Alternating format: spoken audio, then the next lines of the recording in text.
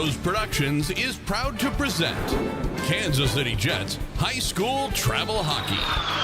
Kansas City Jets Hockey is brought to you by the Bortnick Law Firm, Donovan Service, Edward Jones Investments, Gladstone Automotive Group, Goodwin Homeworks, Jeremy Franklin Automotive, the Kansas City Ice Center, Kansas Financial Resources, KC Ice, Minding the Gap, Myers Brothers, Packer Fastener, the Midwest High School Hockey League, and Beck Bros Productions. Now, Kansas City Jets Hockey.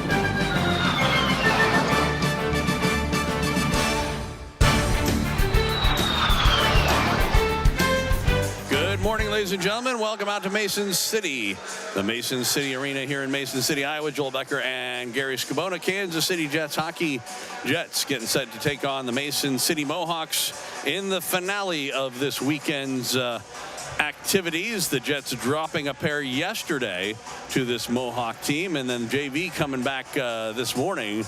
And a rather impressive 5-1 victory in the opener this morning. So we are hoping for some similar activity out of this Kansas City Jets varsity squad, who didn't play badly exactly yesterday, but certainly could have played a lot better. We'll see if they, like the JV team, come out on Sunday with a little bit more verve in their game. As Jocelyn Endelman gets the start for the Mohawks, and also Zach Pedersen, same goalies as yesterday for these two teams. We are underway here in the first period of play. They start things off with the low ball line, as Landon out there between Eklund and Ibis, who has the puck. He'll get to the red line and dump it in wide of the goal, cross corner. And it is picked up there by Sorensen. And over on the far side, Carney. He'll play it back of his net. Going over there, Loba to take it away. He lifted his stick, got it for a moment. Faber will play it over on the far side. And the Mohawks do get it out to center ice. Josh Makowitz there with it. He'll play it ahead. It's taken in by Lemke. Lemke fresh on the ice. Across and a shot. Great shot. And Endelman the save. Gave up a big juicy rebound, but there were no Jets there to take it. A nice little poke check there as Hahn tried to go into the zone by Lemke. Jets will play it in, and Peterson picks up the loose puck for the Mohawks. Just underway here, first period, scoreless game. As Goodwin played it up ahead, and now Kaufman out there with Lee and Lemke, who comes off the ice pretty quick, and we're going to see Cal Smith's getting a shot today. That's what I was just going to say. Smith getting a shot in varsity. Yeah. Played a good. So does that mean Norman is not in there today? No. With Deaver being hurt, Emmer's kind of watching the varsity game and giving different kids a chance. And Norman's got a couple chances, but Cal Smith played a real good game today, so I think Emmer decided to see what Cal can do. He did. So shots are 1 for the Jets and none for the Mohawks so far. Puck in the Mohawk end. It is cleared out to center ice. Whitrock played it in. The play was delayed offsides. Comes back out in Elam, who did have a goal yesterday. Dumps it in off the stick of Brody Lee. And the Mohawks again will clear it out to center ice. Arnold there with it. And this play is offsides as Kel Smith did tag up, but he didn't know that his teammate Brody Lee was still in the zone. So we get a stoppage of play. 14:38 left to go here in the first period. Scoreless game so far. And obviously the Jets would like to see a repeat of the JV on the varsity side. Absolutely, yeah. Score first, score many. And something going on with the Mohawk goaltender. She gets everything all set up. Oh, and now there's Smith's got an equipment issue. Yeah. He's off. Don't know what it is he doesn't have, but Harry Ibis will come on. Get a chance to work with Whitrock and Krugel. He didn't go to the, not going to the locker room, so obviously it's something that can be fixed pretty quick, easily, I would think. Yeah. It wasn't that he wasn't wearing a neck guard or something like that. Right, yeah. All right, so up ahead, I was trying to chase this one down. He couldn't get to it before it was cleared out by the Mohawks, and then it's sent in. Pedersen will steer that one into the corner on what was almost his first shot of the game, but it was probably going wide. They did record it wide. So in the meantime, puck in the neutral zone is played into the Jets end, and Elam will go back for it. Elam looking for someone to pass to. Couldn't get it to Krugel. Now he gets it back himself. And then it was knocked down. And Byer now comes up the near side boards, and here's Ibis again. He'll get the speed going. Speed. Yeah, in on goal, all alone, a shot and a save by Endelman. I don't know if she touched that or not. He might have missed it. I thought she got a piece of it, but it looks like they gave him a shot, so yeah. In the meantime, Ignatiev keeps it at the left point for a moment. That was gloved down, though, by the Mohawks, and Hansen got it out to center ice. Now Makowitz knocks it down, and Krugel lead pass, and this play is offsides. Was he off? Well, he didn't think so, but the linesman did. I think he was. Was he off? Yeah, he went into the zone before the pass got there. Yeah. It was close, but I thought he was. So 13:15 left to go. So even Harry doesn't know his own speed, apparently. Yeah, really. Out there with Loba and Eklund. Again, we're still waiting for the shot came in and a save. Still waiting for Eklund for his first shot. A shot by Makowitz, or goal, I should say. Yeah. As a Jet. That comes out to center ice, and it's backhanded into the Jets' end. Back for it, Ignatiev. He left it in the corner, and now Eklund will get it ahead for Loba. Up left wing. Landon Loba into the zone. He'll pull up on the half board, sends it across. He's looking for Ibis. That was knocked away from him by Medlin. Now a long shot was stopped by Medlin at the defense. Comes down to his skates. He plays it into the corner, and a long lead pass does go off a stick of Pierce, and so no icing. Centering pass, a shot, and Carney was right there pinching in, but I think he missed the net entirely. Now it's poked away. Kaufman goes on goal, and Endelman will just cover up. So 4 recorded shots for the Jets, none for the Mohawks so far. And we get a face-off to the left of Jocelyn Endelman,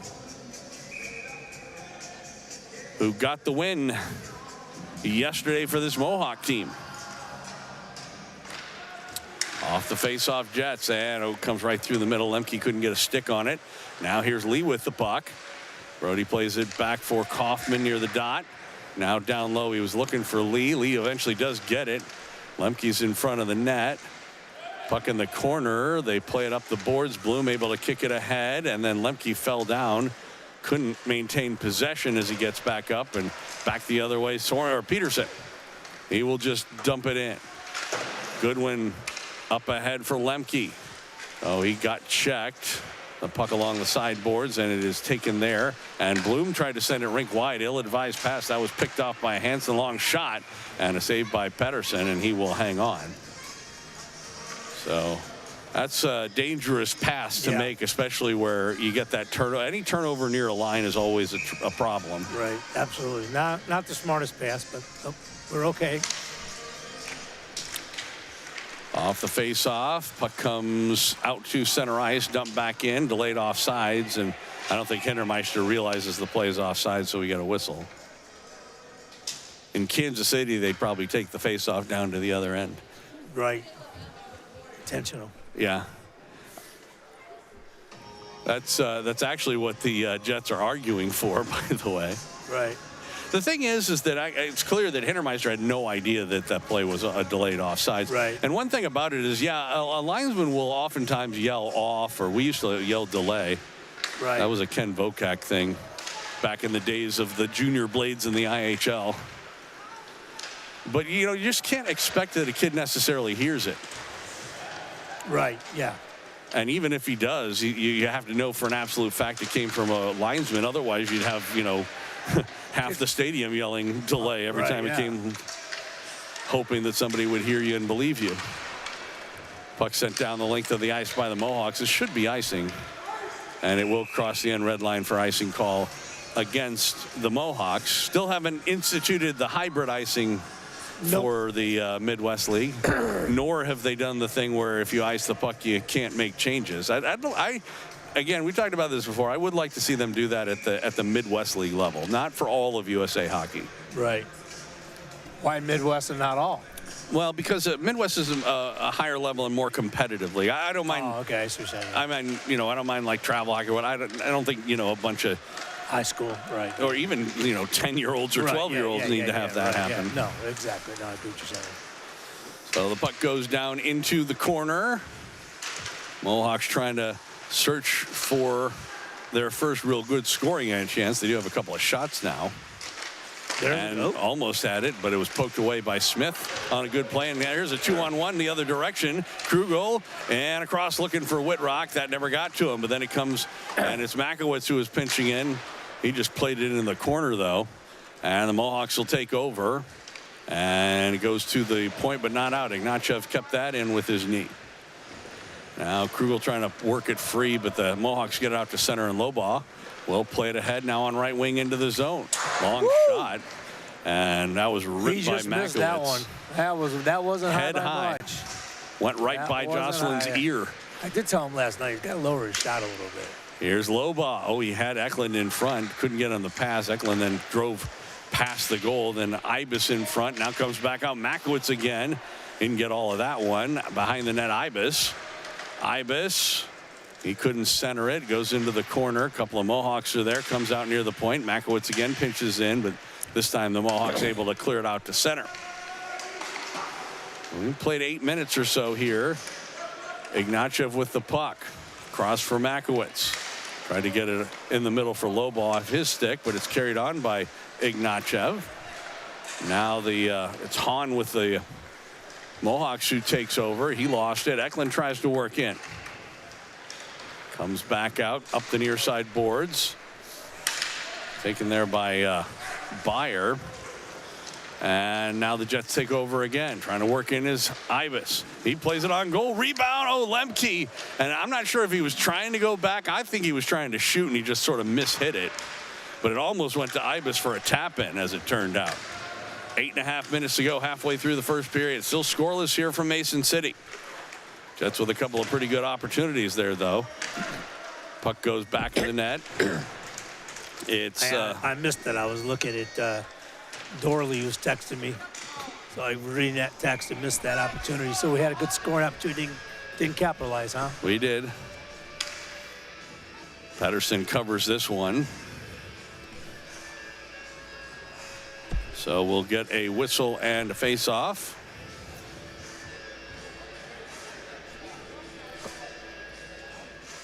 To the left of Zach Pettersson, who hasn't seen a whole lot of action so far. Shot 6-2. I hope it stays that way. He doesn't need to see a lot of action. That would be fine. We just need to get a lot of action going. Lee with the puck on right wing. He'll get to the red line. Tried to dump it in, mishit it. Mohawks get it back out. Bloom dumps it back in. Jets tag up. 8 minutes to go, first period. And now Lee tried to center one. Lemke couldn't get a stick on it. Comes back to Bloom with a point-along shot, and he put it high off the glass behind the net. We're just missing those high ones. Yeah, there have been a lot of them. Lee. She's a tall goalie, too, so that doesn't help. And the Mohawks played off the near side boards. Lee, or I should say Bloom, able to play it ahead, but didn't really get it in deep. Now Lee plays it in the middle looking for Kaufman. That was knocked away from him. Dane back of the net with it, though. Has Lemke in front. Tried to give it back to Lee as he was taken down. Lee couldn't get the loose puck, and now they'll play it back out to center. Oh, Bloom goes for a skate. Plays catch with his defensive partner, Goodwin. Aiden with the puck. It was knocked away from him. Mohawks had to wait to get onside. They'll just dump it in. Bloom plays it up the boards, though. That was knocked down by Hahn. The puck came loose in front. Nobody there for Mason City. Comes back out to the point. Peterson a long shot. And that one went off a stick and off the high glass behind the goal. Now a sharp angle shot hit traffic in front, comes back out straight away. Peterson another shot that was also blocked by Kaufman, and now it's picked up, trying to lead pass to Lee from Lemke. Now in the middle for Lemke. He couldn't get to the loose puck. He's taken to the boards as he plays it back in the net. Jets changing behind the play. 6.5 to go first period. Puck comes loose in front. Mohawks have it. And they'll try and set things up on offense. Pass across for Byer. I'm not sure he played yesterday, by the way. I don't think he did. Yeah, Avery Byer. I remember him from last year. He's a good player. Yeah, I don't remember seeing 22 and, yesterday. The idea that if he did play and we called his number never during the game, then that would be really weird. Yeah. So the Mohawks ice the puck as it goes just wide of the goal. Yeah, I'm going to agree with you, Joe. I don't remember seeing him out there yesterday at all. So just under 6 minutes to go here in the first period. Scoreless game. Jets have had probably the better of the play overall. Yeah, I think so. Yeah. Shots are 6-4. It's not completely lopsided or anything like that, but no. But they have played pretty well today so far. We've got about 4 shots that went high over the net. I'd like to see us bring those down a little bit. And the other thing is we hit her in the head a little bit. The other thing is we haven't had too many defensive lapses like we did yesterday that led to a couple of their early goals.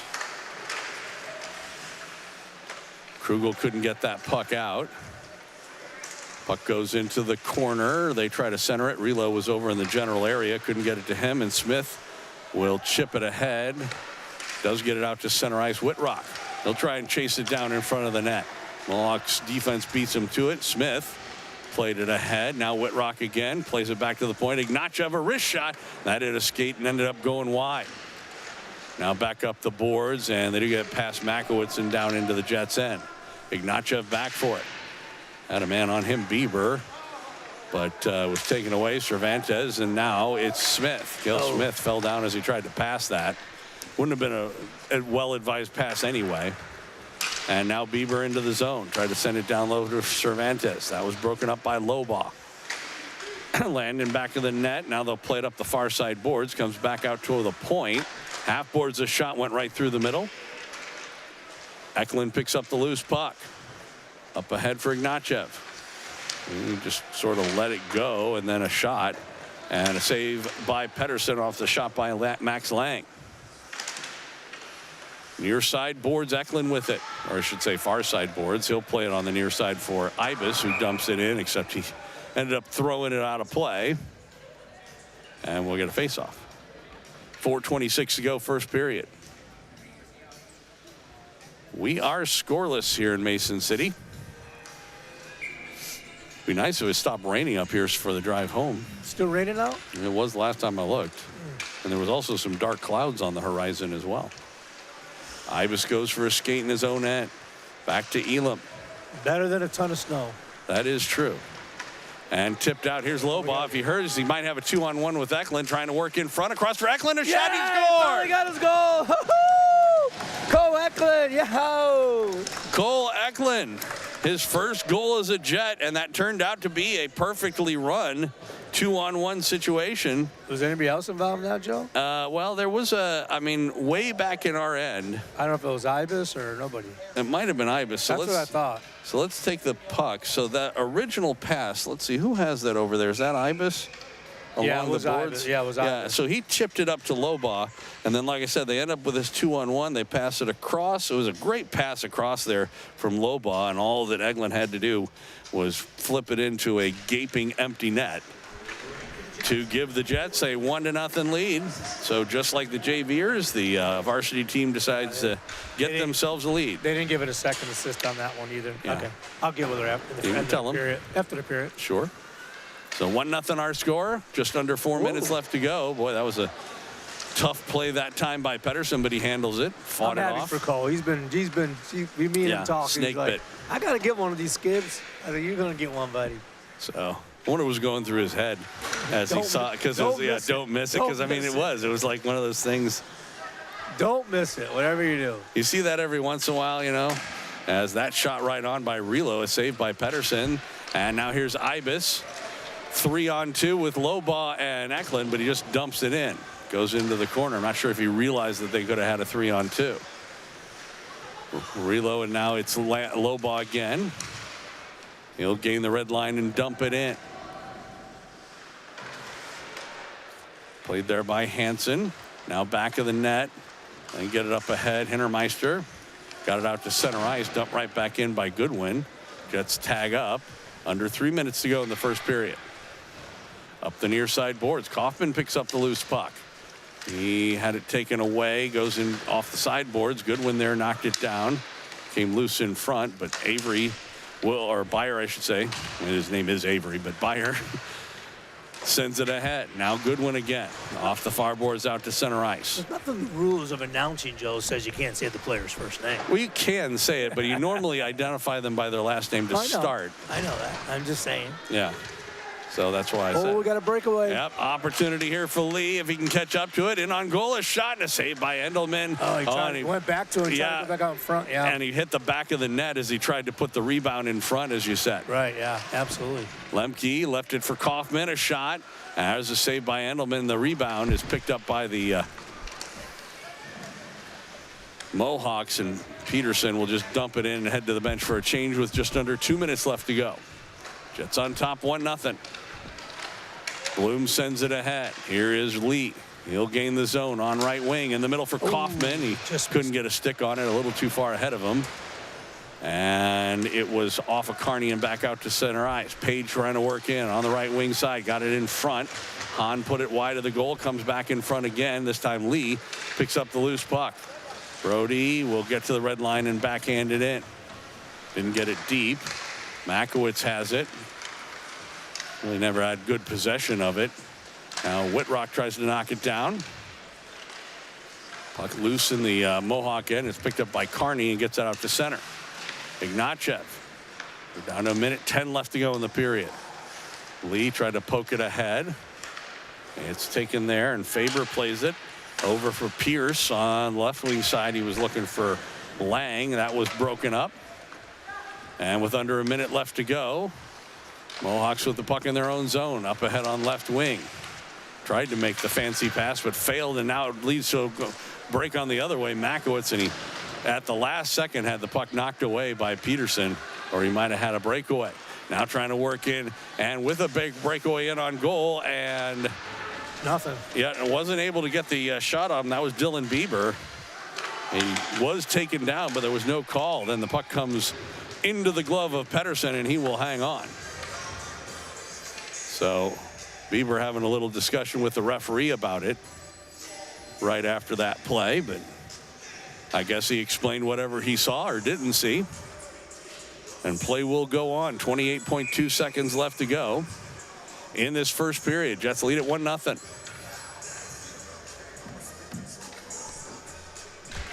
Off the draw, comes right back out. It was poked away. Medlin kept it at the point. Pierce with it. He'll send it ahead. That was knocked down. And an ill-advised pass again from Bloom. Second one. Thinks he sees opportunities, but unfortunately he's actually creating opportunities the other side. With less than 10 seconds, a shot right on. Save Pettersson. Rebound is taken by Goodwin, or Hybus, I should say, and that's going to do it. 1 second left. Eklund can't get the shot on goal. And we go to the locker room with the Jets with the only goal of that first period. They lead at 1-0. Yeah, good period for the Jets. We'll take it. Like I said, the first goal and maybe the first of many today.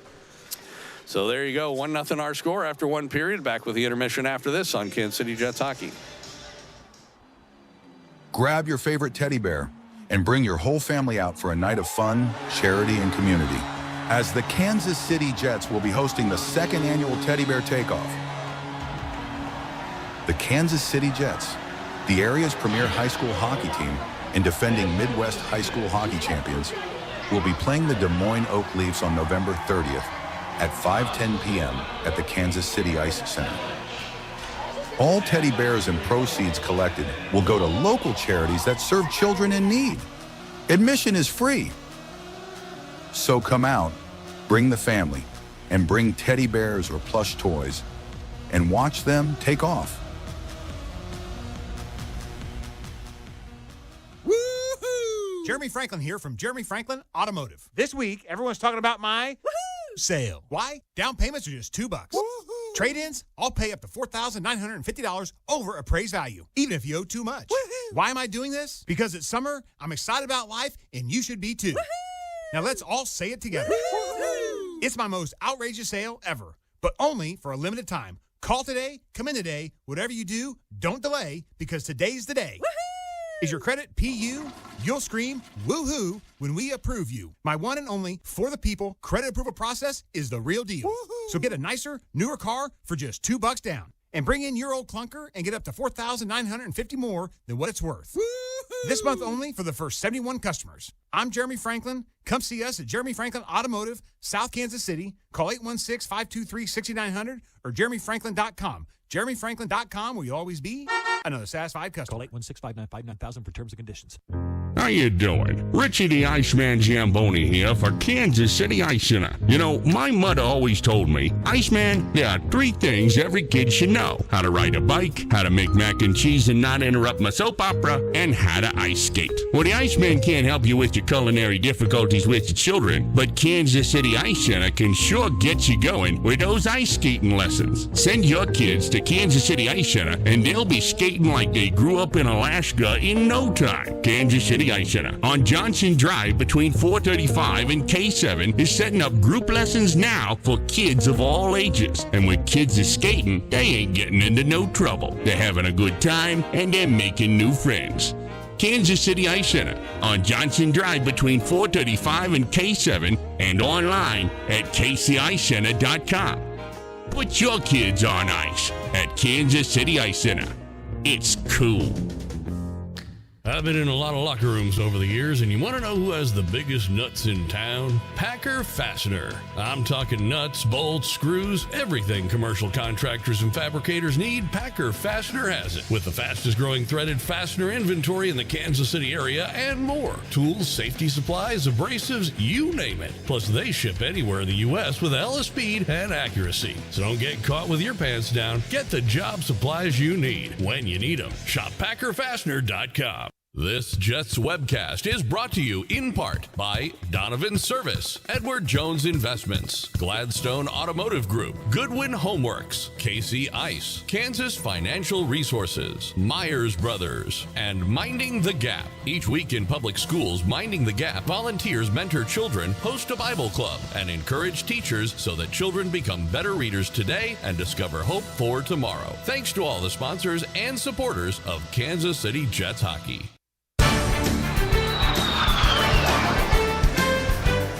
Welcome back out here to the Mason City Arena. First period intermission, the Jets with the 1-0 lead over the Mason City Mohawks. Only the one goal that eventually was scored in the period. It was actually a pretty good goal, as it turns out, as Ibis there sent it ahead, and it ends up as a 2-on-1. As you can see, Loba and Eklund as a good job for Cole to get ahead of the play, because to be honest, that's if that defenseman for the Mohawks continues to skate instead of starting to glide here, then he probably breaks this play up. But Landon does a really good job, Loba, of playing it across. And for the first time, Cole Eklund's able to bury one here for the Jets as we take a little bit of a closer look. So again, you got Loba, who gets almost to the goal line, right at the bottom of the circle, plays it across for Eklund, who gives the one-timer into the gaping hole and ends up with the only goal of the game so far, with the Jets leading at 1-0. We are in the first period intermission. We'll give you a nice little story from the late Right Reverend.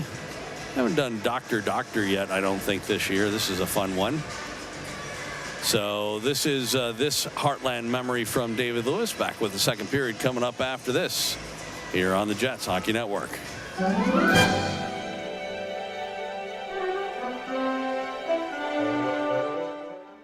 Hello, I'm David R. Lewis. Thanks for joining me at Theater of the Mind. Today's Heartland memory takes us back to the 1970s and the misadventures of a veterinarian in Almost, Arkansas. He bit his lower lip in pain and stared at me with nearly hate-filled eyes. His assistant, not quite hiding her amusement, handed him a wet towel to soak up some of the blood that ran from his forearm. "Looks like 10 to 14 stitches to me," she said, barely controlling her grin. "You probably ought to sit down. You look a little pale. I'll sew it up when your blood pressure stabilizes." Jessica crouched on the stainless steel table and purred. Jessica was our cat, a bobcat to be exact. She was about 6 months old, and I had brought her to the veterinarian's office for routine shots. Bobcats need them just as house cats do. The veterinarian was Delmar Daw. Well, that's not exactly right. At best, Delmar was a veterinary. Primarily a large animal vet, Delmar also had an office for his small animal practice just off the highway in almost Arkansas, Missouri. He wasn't much of a vet, but he was the only game in town. He was the only game in town for over 30 miles in any given direction, and he was an authority on handling all kinds of animals. He'd tell you so. When I arrived at his office, the receptionist/assistant, a young woman named Etta, was fascinated by the bobcat. She cooed and petted, stroked and purred at Jessica, and Jess returned the attention, a real hound for affection. Delmar was unimpressed at dealing with the bobcat. "Cat's a cat," he said as he prepared the shot. "Etta, I'll stretch her. You give her the injection." I spoke up, mentioning the possibility of a squeeze cage, trying to impress Delmar with the fact that bobcats, even half-grown bobcats, were wild animals, capable of extreme feats in times of stress. He ignored my advice, grabbed Jessica by the fur on the top of her butt and the hair behind her head, and pulled her out to her full length. She rotated inside her skin, sunk her fangs 3/4 of an inch into his left wrist, and opened up 2 6-inch tears in Delmar's right forearm with her rear claws. He screamed and released her. She crouched, eyeing him coldly, while she waited for his next move. Bobcats won. Delmar, nothing. Delmar came to the ranch where I worked on one occasion to float the wolf teeth on a 4-year-old gelding. At the time, floating wolf teeth was a brutal procedure that required using a wood rasp to file down a set of teeth to keep them from interfering with the bit when it was in the horse's mouth. Horses are bigger than most of us and are prone to resist this treatment. To maintain control, a twitch was used. A twitch is about a 2-foot length of 1/4-inch nylon rope secured to the end of an 18-inch dowel. The rope is slipped over the horse's upper lip. The stick is spun, tightening the loop of line around a bulge of muzzle, and the horse is thus restrained, while the vet reaches into his mouth and files down or even knocks out the teeth in question. Observing Delmar casually perform the application of the twitch one afternoon as I watched, he forgot to remain at arm's length during the procedure. The horse found the twitch to be unpleasant, threw its head violently upward, jerking the dowel from Delmar's grasp, causing it to strike him briskly on the end of his nose. The crack of the blow could be heard throughout the barn, leaving Delmar sitting in the hay attempting to staunch significant blood from his broken beak. The horses won. Delmar, zip. Then there was the good-natured German Shepherd who became so outraged at Delmar's cavalier insertion of a rectal thermometer that he whirled on the table and delivered a massive bite to Delmar's left wrist. Delmar suffered no injury from the attack, but his brand-new Rolex wristwatch, in spite of its $3,000 price tag and its solid stainless steel case, could not resist the crunch of the doggie's massive jaws. As Delmar sat holding pieces of the watch in his hand, Etta had to leave the room to laugh. Jobs were scarce in almost Arkansas, Missouri. German Shepherds won. Delmar, zilch. A 500-pound Charolais heifer is one of the waspiest animals on the planet. They got the speed of a leopard, the kick of an ostrich, and the mindset of an L.A. banger. We had 56 of them to vaccinate and called Delmar. The heifers were penned in a small corral, being driven down a chute and into a head gate for treatment. Delmar became dissatisfied with the way we were handling the cattle and jumped into the pen to show us how it should be done.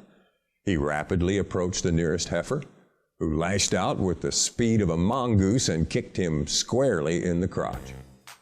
The poor man folded like a pair of deuces into the muck at the bottom of the pen amid raucous laughter from all of us on hand. I took compassion on him and led the bent and broken man from the corral and eased him to the ground. Heifers won. Delmar, nada. Delmar sipped from a cup of water I brought to him and regarded me through bloodshot eyes. You know, he winced, I was going to be a doctor for a while, a human doctor. Well, why didn't you? No, hell. I just can't stand people. I really like animals, though. Humans won. Delmar, well, you get the drift. At least that's how it seems to me. I'm David R. Lewis. Thanks for stopping by Theater of the Mind.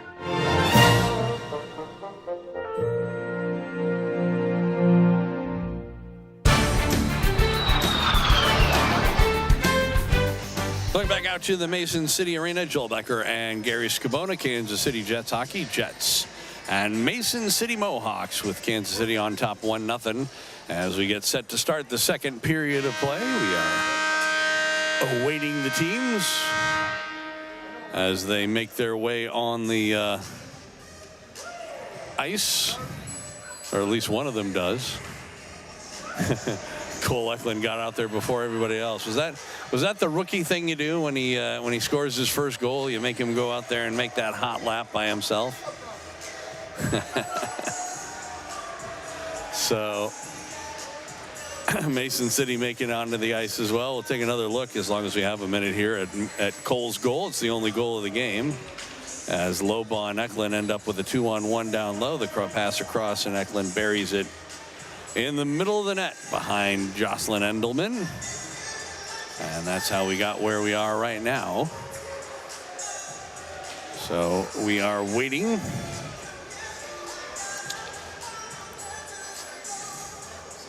to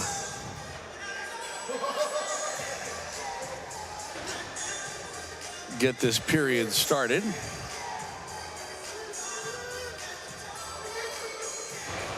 Sure what the discussion's about down there.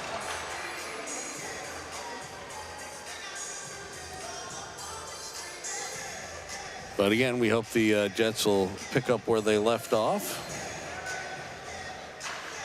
and maybe even gain a few. Now, the one difference is that for the varsity team, this wouldn't be a first on the season if they were able to extend out a lead. No, obviously not. That happened last weekend. But yeah, 5-0, 7-0 wins. I like to see that come out today. That'd be just fine. And there's always one late getting here, isn't there? Oh, yeah. Little wet rocky coming late. So low ball line gets the start for this period, just like the last one. Ibis with the puck. He'll work in on right wing for Lobaugh.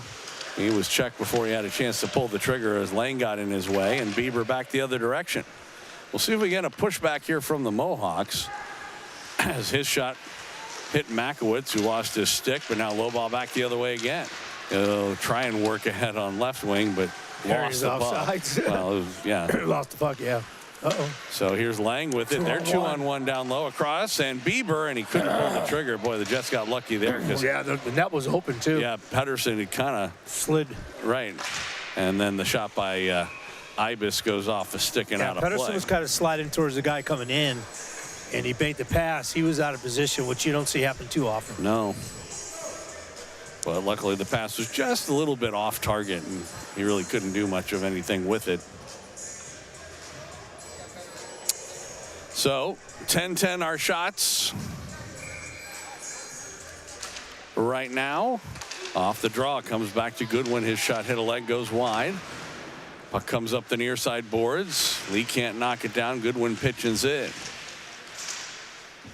Puck still loose, and now it's swatted down the ice. Should be an icing. And they say no. Okay.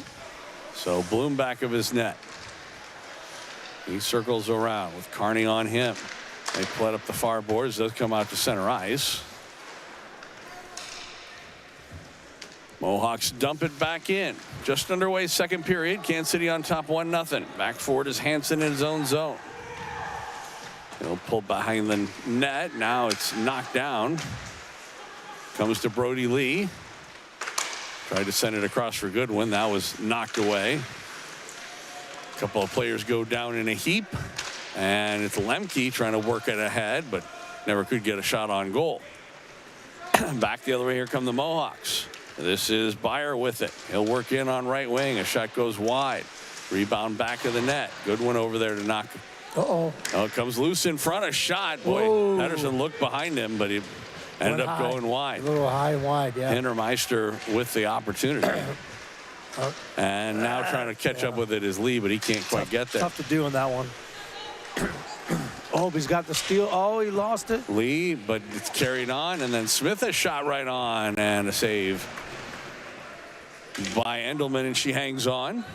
I thought Kel Smith for a varsity game had a really good first period. Yeah, absolutely. I thought it was good too. He had a good shot there. Just didn't get enough on it. But He certainly looked like he belonged out there, though. Oh, yeah. He's not looking lost at all. Well, the thing is, you know, Kel, again, somewhat diminutive. And so you're always worried when a youngster like that, you know, gets his opportunity on varsity, but you're not sure if he's going to be able to handle the size and speed. Now here's a 2-on-1 the other way for the Mohawks. Shot, save, rebound, they score.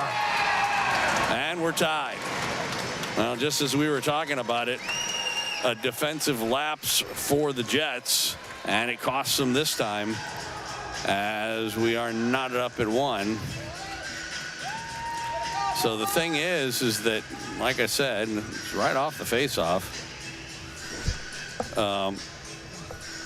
The puck comes up the far boards, and again, sloppy defense leads to a 2-on-1. They managed to avoid the 2-on-1 being a problem as he makes the save, but a third man high comes in, and again, nobody picks him up. That was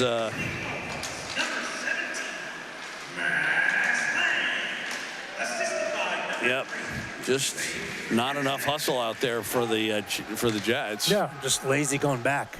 As that shot from a long way away by Cervantes is gobbled up by Pedersen. And so, like I said, we are tied at 1 early on here in the second period. We talked about that in the first goal. I don't know if you saw it when I was doing the replay in between the periods. That was another one. It was a 2-on-1 that really didn't need to be a 2-on-1. The only reason why it was because one of the Mohawk defensemen who had been skating just started gliding. Right, yeah. And that allowed Eklund to get position and score. It's kind of a similar position here where, although it wasn't a 2-on-1, there was a third man coming in and there was a third defenseman, but he just stopped skating to keep up with him. Didn't go high, yeah. So here's Goodwin with the puck. He will dump it in. 1-1 our score. 3 minutes into this second period. Ibis with the steal, centered it to no one in particular. Comes out toward the point. Bloom did keep it in, but now it is played up ahead and out to center ice. And this is going to be an offsides as Lobaugh touched it up while the Jets were in ahead of the play. So 13:37 showing on the clock here in this second period, a whole brand new hockey game.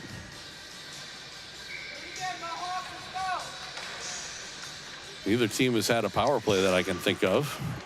No. In this game so far. That's long nice. pass. That's a stretch pass opportunity missed, but it'll be icing. So 3.5 minutes gone by second period. Shots are 14-11 Mason City. They have come out flat this period. At least that's the way I feel the Jets have. Yeah, right now I agree. And off the face-off, Bieber. He'll try and work ahead on left wing. Working in around Goodwin. Centers one in the middle. That was broken up, though, by the Jets. And back the other way. Here's Ibis. He'll race ahead with it on right wing. A shot hit a body.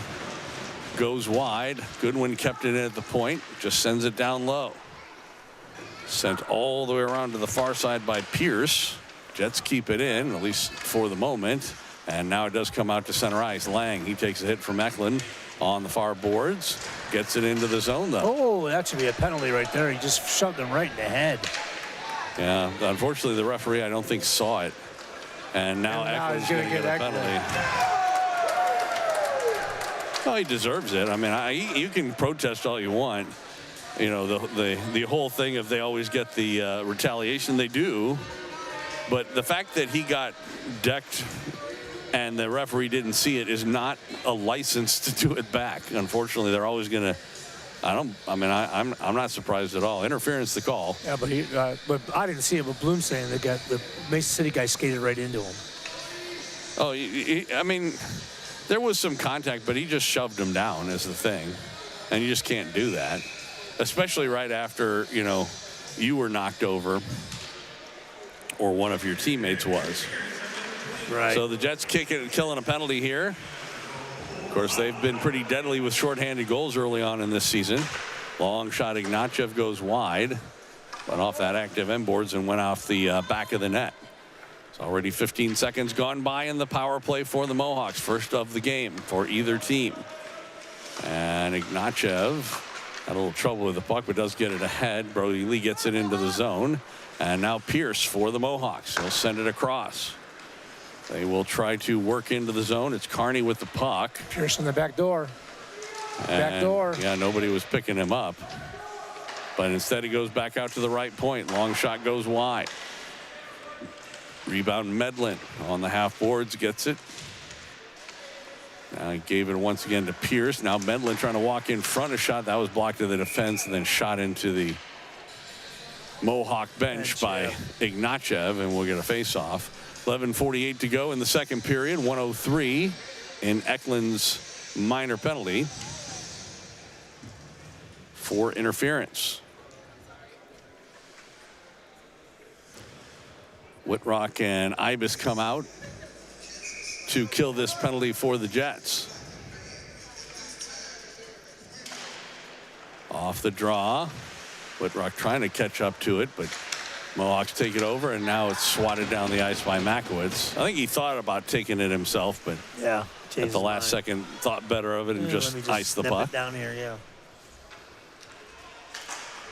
Ibis over there, goes off his stick, comes ahead for Lang.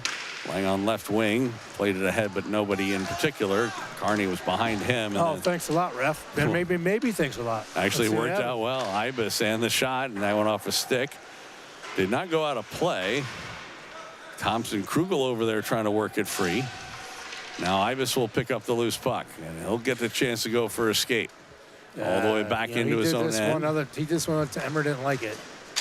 And he got it ahead to Krugel, who took a hit, but it's carried on by Ibis. Ibis a shot. That hit a stick, bounced in on goal. And then Endelman kind of had a miscommunication with one of her defensemen, but eventually he'll work away with it. That's Medlin. He'll work in on right wing. Dumps it in back of the net. Penalty is over. Jets have killed it off. They send it down the ice. If he can catch up to it before it crosses the red line. And it is Eklund who left it back for Ibis. Boy, Eklund might have been better off keeping that himself. I would have liked to see Ibis go to the middle, too. Big hit by Makowitz, who steps up to throw his weight around. Then a shot went off a stick and wide of the goal. As Pedersen was going one way and the puck ended up going the other. Then a giveaway. Hintermeister a shot. That was wide of the goal. Now working on it is Beyer in the corner. Jets take over. They ring it around on the near side, but it's kept in the point by Peterson, and then he hit his own bench goaltender with that. Yeah. So Jets kill off the power play. Mohawks 0 for 1 with the man advantage. We're knotted up at 1 here in the second period. 10:05 to go. Kaufman line out for the Kansas City Jets. Off the draw, Bloom. He didn't get it out of the zone. Hintermeister over there. Yeah, you should have just backed that out of the zone instead of trying to take it back. You would think. Puck goes ahead. Lemke trying to work ahead with it. And it's played into the zone by Lee. Back of the net. Hansen plays it to the near side. Lee again. Sharp angle shot hit the side of the net. Lemke with it. Back to Lee. Lee from the corner. Kind of fanned as he tried to shoot it. Goodwin with Relo trying to keep it in there at the right point, and then we get a whistle, and we're going to get a penalty. What happened to Jocelyn? Well, there was a late shot there. I don't know. It believes Lemke who's going off. Interference. He must have ran into the goalie because she's shaking up. Yeah, a the little way bit. she's playing. I wonder if it was one of those things where somebody got in his way and then, he sort of had no choice but to go into the goaltender. I didn't see it. I didn't see it either. It's probably not on a replay either. So. Nah, I doubt it, but who knows. So they're having a discussion with the Mohawks coach, Michael Rooney, over there. Endelman does not look like she's feeling all that wonderful, but she's staying in the game for the time being. Not checking there. So once again, the Jets are going to be killing a penalty after they just killed one successfully. 9.5 minutes left to go, second period. And it comes back out. Here's Peterson, a shot that hit traffic, ended up wide. Hahn with it in the corner. He'll play it back in the net. They center one. Nobody there for the Mohawks, and it's picked up by Whitrock. And he'll play it out to center ice. And Beyer came together for a moment. And Whitrock comes off, and Krugel comes back on. Mohawks try to get set up on the power play. Sharp angle shot came right through the middle, wide of the goal. It's kept in at the point by Peterson. Now half boards there for Hahn. In the middle, Peterson, long shot. And a pad save. I think it might have been going wide anyway. Now they play it behind the net. It's taken there for Cervantes. Back out right point again. Hansen thought better of the shot. Sends it sort of deferred over.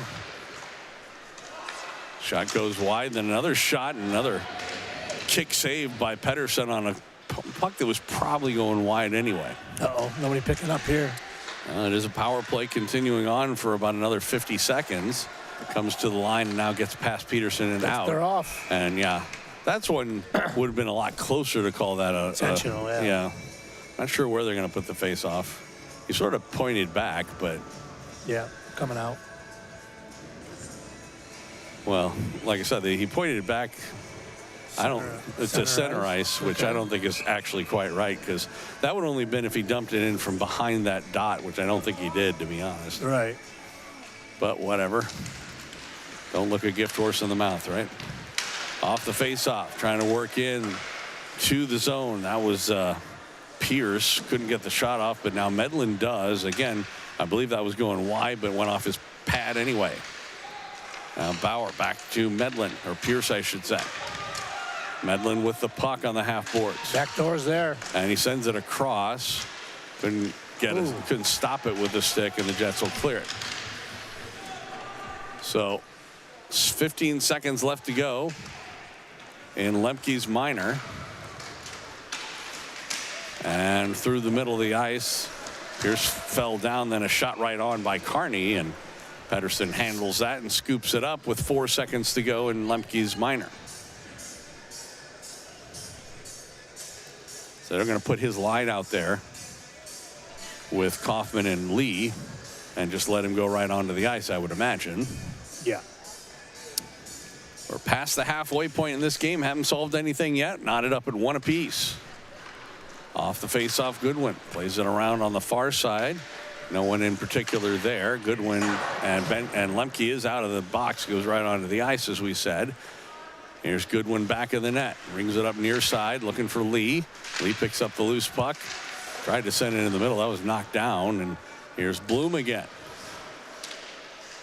Bloom up the near side boards. Taken by Lee in the middle now for Kaufman. Ahead for Lemke. Has Kaufman with him. 2-on-1. And a shot by Lemke. And he missed everything. Went off the side boards. Then Bloom trying to play it in. Coming over for Lemke. She'll give up rebounds if we get it on net. Shot by Goodwin, hit traffic in front, never got through. Now it's Kaufman. He tried to play it down low. That was stopped again at the defense and then shot into the stands by the Mohawks. In the NHL, that would have been a delay of game time. Exactly. Time to stand up a little bit, a little tight. Sitting too long. Yeah, getting. Well, we got a long bus ride home, so. Yeah. You'll have plenty of time to sit. Yeah, stretch the legs out a little bit. Low ball line comes out for the Jets with 6:45 to go in this 1-1 game. And it is picked up by Braden Pierce. He'll ring it around near side, comes out to center ice. Arnold will send it across, dump back in by Elam. Mohawks able to break out. Carney with the puck. His pass in the middle. He's looking for Vaughn. That was picked off by Ibis. Ibis with some speed right through the middle of the ice, right up the middle, tried to split the defense. He did get the shot on goal, and Edelman made the save, left a rebound, but was cleared out of harm's way. Now here's Eklund, a shot. Can't say that the scoring the goal has totally gone to his head, where he's shooting all the time now, but had a good try that time. Now here's a shot and a glove save by Pedersen on the shot by Noah Hahn. And he will hang on for a faceoff with just under 6 minutes to go here in the second period. 20-12 on shots, Joe. A lot of 21-12 on shots, but a lot of that's doing those 2 power plays. Yeah. And a lot of shots from a good ways away. Right. The Jets have not had a power play yet. Nope. Didn't get many yesterday either. Pedersen with the puck, long shot. And that time, Pedersen saw that the whole way. Yeah. Able to catch it and hang on.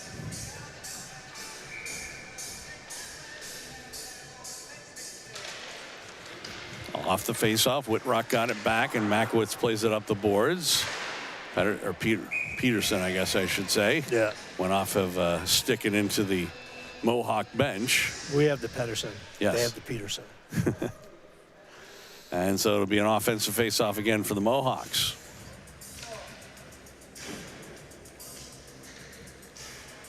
Down under 6 minutes left to go in the second period.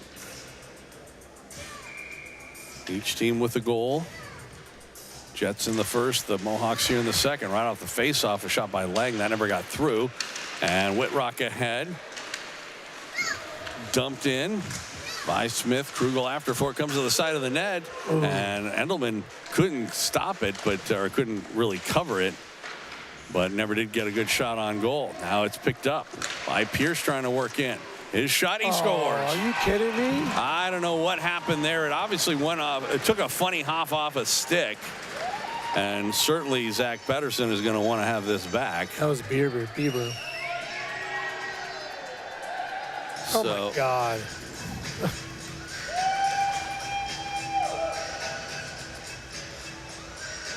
Well, let's see what we see. Just funny. He missed it, I think. Yeah, he did, but I don't know if it was because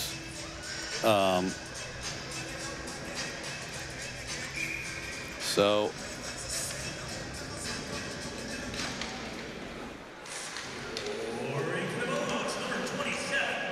I think he just missed it. Yeah, it looks like it. I mean, Makowitz was over there, and I don't know if it went off his. We can see it a little bit better by moving in, but did that maybe go off of his skate or the knee or something? I don't think it went off his stick now that I'm looking at it. Although he had it right there. His stick was on, it was stick on stick. I don't think he hit the puck, but he may have, adjusted the way that it came off the stick, and then yeah, I think he just missed it. I mean, look at the puck go right by him there. He like reaches across. Yeah, it's kind of like went to a backhand. Didn't make the catch. That's all what it looks like came down to me. It's one of those things that he probably, in retrospect, would have been better off with a blocker, right, as opposed to trying to reach across and catch it across his body. So the Jets trailing for the first time in the game, 2-1. They led 1-0. Have given up a pair of goals here in the second to trail 2-1. 4 minutes left to go. Dangerous play and a shot right on by Byer, and a save by Pedersen. A couple of players come together afterwards, but they break that up. And with 4:03 left to go here in the second period, Jets are going to have to regroup.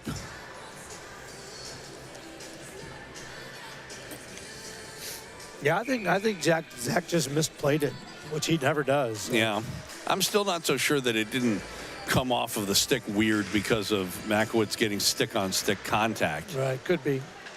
Comes back out to the point. Long shot and a pad save. Again, there was a possibility of a rebound, but while a Mohawk was in the area, it was not something he could do with it. Byer sends it back in the net. Over for it, Elam. Fighting for it with a Mohawk player. Loba intercepts that. And Landon skates behind the net. He had it poked away by Relo. Comes back ahead, Byer. Kept that one in at the left point. Now the Jets take over and they come back the other way. Low ball with the puck. He'll try and go wide. Now toward the back of the net. He has Ibis in front. Instead, he got it back to Eklund. There was a pass, handcuffed him a bit. Never did get it on his stick. Now here's a shot right on by Byer and a save by Pettersson. Rebound. The Jets do get it out to center ice. Ibis trying to carry on with it. Pulls up. Top of the circle shot. Endelman the save. Rebound played off the sideboards. Kept in Elam. And then he completely fanned on the puck. Eklund over there on the far boards. Now it's played, but Elam kept it in again. Then on the third effort, they do get it out to center ice. Trying to work back in Bieber. Does Bieber ever come off the ice? It seems like we're always calling his name. Well, he's had his share of chances this weekend. Comes back out to the point. Long shot right through the middle. Nobody there for either team. Jets play it out to center ice. Ibis tries to track it down. Gives a player a hit. Now Whitrock. And the Mohawks send it down the ice. This could be icing. But they wave it off. I'm not sure why. Must have hit a Jets player on the way down. Dillon plays it ahead. Comes out to center ice. Pierce with it there. He just plays it to the Jets line. Elam played it off of the stick of Whitrock. Back to the Mohawk line. They just keep trading passes. Makowitz played it ahead. Mohawks get onside. They gain the zone. Comes loose in front. A shot. That never got through as Elam got in the way. And puck back of the net. Comes around near side. Taken there by Pierce. Puck loose near the faceoff dot. Carney sent into the boards. Makowitz over there with him. 90 seconds to go in the period. Puck along the near side boards. Jets pick it up and 2-on-2. Here comes Whitrock and Smith into the zone. Whitrock a long shot. Again, Edelman gave up a big rebound, but made the initial save, and nobody was there for the Jets. They keep it into the zone briefly, and then it's Hahn who sends it down the ice. Down to 1:05 left to go here in the second period. Ignachev with the puck. His long pass, that sure looked like it went off of him. Didn't that look like it went off that Mohawk player's stick? Yeah, I guess not. But the linesmen say no. So it'll go down as an icing call against Kansas City. Looks like they've got the Kaufman line out here for this last minute and 1 second. Ignachev and Makowitz. And Makowitz with the puck off the draw. He plays it right up the middle. He was looking for Kaufman. They wave off icing here again. I'm not sure why they waved that off either. Medlin back of the net. Kaufman all over him. He takes the puck away. Tried to center it, couldn't do it. Now Lemke tried to get it to Lee. Lee goes in front, but puck gets too far ahead of him, and the Mohawks are able to clear it. 35 seconds to go in the period. Ignachev ahead. He was looking for Lee. It's carried on by Kaufman. That plays offsides. And Lee is upset, but it was his own, absolutely his own fault. I don't think he just realized where his legs were, because he just skated right in ahead of the play, which is unfortunate because Kaufman had a pretty good, step trying to get in there. 27.4 showing on the clock here in the second period. Jets trailing 2-1. Had a first period lead 1-0, but have given it up. Ignachev with the puck. And play it off the sideboards. And Lemke was tripped up, but they say play on. In the middle, it's Lee with it. Lee a shot right on, save Endelman. She gave up a rebound, but no Jets were there. We're just not there for the rebounds. Nope. Like I said, they've had a flat period overall. Makowitz. And that's going to do it. Buzzer sounds. And we go to the locker room with the Jets. After having a lead after the first period of play, they are trailing after the second. So 2-1 is our score. Kansas City trailing the Mohawks from Mason City. We'll be back with a second intermission right after this on Kansas City Jets hockey. Mom, are you gonna let her get away with that? It's just a shopping cart. So it's your shopping cart. What's wrong with you? You chicken? But Mom, you're such a wimp. what? What's wrong with you? Stand up for yourself. Go over there and give her a good smack. Oh, fight, fight, fight, fight, fight, fight. She's a goon. Give her a taste of her own medicine.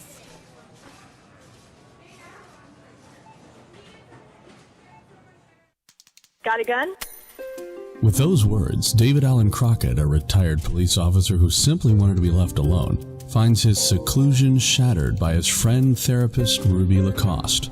At Ruby's request, Crockett agrees to teach one of her clients, Rachel Moore, how to defend herself with a handgun. During the course of those lessons, Crockett and Rachel begin an intimate relationship. When Rachel is found dead from an apparent suicide, Crockett is devastated and tries to slink back into a self-imposed seclusion. But things get complicated when Crockett is contacted by Rachel's aunt, who believes the suicide was staged and claims she has the name of the murderer. Together, Crockett and Ruby begin an investigation that leads them into a world of treachery, deceit, and death. Fear of the Father, Call Me Crockett, the first book in the Crockett series by David R. Lewis. Available as an e-audiobook at Amazon and Audible.com. Hi. Hey. This kid's potato sack doesn't look regulation to me. Excuse me? Well, it's got a wider base. I mean, that's totally unfair to my kid, right? I want to launch a protest. Well, look, it's 2 inches higher, and look at those hand grips. It's not regulation.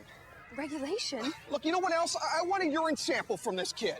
He looks a little beefy for a 5-year-old. You're going down, buddy.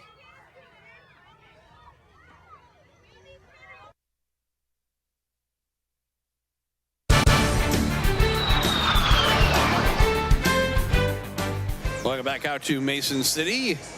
The Mason City Arena here, Kansas City Jets, Mason City Mohawks 2-1. Just can't watch that commercial anymore without thinking, why does that guy walk around with urine sample jars? Anyway, 2-1 is our score. Jets gave up a lead in that second period. They had a 1-0 lead after one. So here's some of the things that happened. The first one was relatively early in. Jets, I thought, had come out a little flat. Ended up with the third man late after the 2-on-1 and the initial save made by Pedersen. And then this second one was really kind of a fluky situation. 5 minutes or so left to go in the second period. And eventually there's just going to be this little shot and waved at by the glove of Pedersen, but it somehow eluded him, ended up in the back of the net. And that's how we ended up where we are here at 2-1. So, like I said, I thought the Jets had an okay first period and then really could have done a lot better after that.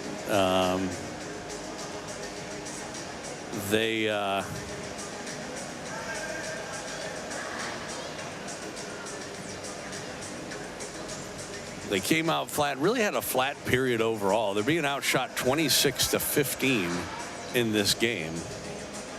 And there's no real good reason for that, as far as I'm concerned anyway. We do have time for another story from the late Right Reverend. I figured with all the rain we have going around here, this would be a good time for Lost in the Storm. So why not? 2-1 is our score here in the second period intermission. We'll feed you this story from the late Right Reverend. It's called Lost in the Storm, a Heartland memory. And then we'll be back with more of the second period intermission after this on Kansas City Jets hockey.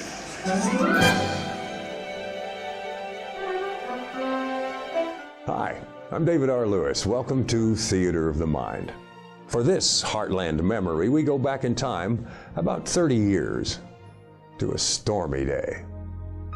When I originally wrote this piece, I was looking out the window at a blustery, gloomy, damp, and rainy spring day. The sky was dark and heavy, pushing gray all the way to the ground. It was just beginning to rain, and it felt as if it would rain for hours. Thunder rumbled in the distance. And even though I was not cold, I shivered a bit in anticipation. I had to go out in a little while, and I dreaded the prospect on such a miserable day. But what made it miserable? When I was a child, the same type of day was a joy. The front porch beckoned, and I would go outside, sit in the swing, and shiver in the cold dampness. I eschewed the use of a coat if I could get away with it, and let the chill and damp crawl beneath my skin just to be closer to the weather, to be more a part of what was going on. When the rain came, it dripped directly off the porch roof, straight to the ground below, and I would watch it as the fat drops splashed into the dirt, turning it to mud, then puddles of dark water. If it rained long enough, the muddy water would eventually become clean and expose the small stones and gravel that lived underneath the dust and dirt the rain had washed away. The water would become deeper, 2, maybe 3 inches, collecting in a shallow trough, eroded by years of days just like this one. The tiny stones shining up through the flickering water, each one different, all just the same. I would lie on my stomach, my face just a foot or so above the surface, the falling drops not quite touching my hair, and gaze into the water, imagining myself there among the stones in that different world. The mind of the child, so ready to do such a thing, so willing to make simple rocks and water another place, another reality. I could plunge to that shallow bottom, tiny and quick, and look up at myself through the water, huge and ponderous, looking back. I could dart among the stones like a minnow, breathing easily, not feeling wet at all, swimming up and down the length of the porch, a towering cement cliff above me. I would flash my sides in the stormy light, enjoying the feeling of the cool water sliding past me as I swam, nosing the raindrop-induced bubbles on the surface, or diving straight to the bottom to investigate an uncovered penny, huge where it lay among the rocks. And then the screen door would open and my grandmother's voice would pull me back. Get up off that cold cement before you catch your death. It's beyond me how you can lay there like that anyway. You don't even have a jacket on. Where's your coat? And I would be back on the porch and cold, and it would all have gone away. Once it was gone, it was gone. Minnows don't wear jackets or have worried grandmothers. Minnows are free of such encumbrance. Hence the joy that came with, however briefly, being one. Sometimes the storm would worsen and lightning would etch the gray. The rain would pour off the roof, bringing violence to the puddles and water misting across the porch. The big oak tree would whistle and celebrate. My elm climbing trees shudder and quake. Starlings flying sideways in the wind, yammering as they struggled to get home, came sliding close to the ground, seeking elusive shelter in the lee of walls. Jessie, the neighbor's cat, ears back, would streak across the yard with concentration so intense he would not notice a bird passing 2 feet in front of his nose. I'd go inside, filch the 2 rag rugs off the top of the old wringer washer, and sneak back to the porch with my grandmother's umbrella. There, against the front wall of the house, mist and rain blowing around me, I'd lie on one rug and cover with the other, then open the umbrella, positioning it against the worst of the spray, and let the storm take me.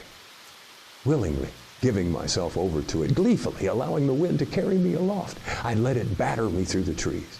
I would bank down alleys, soar along roof peaks, and slide over shingles.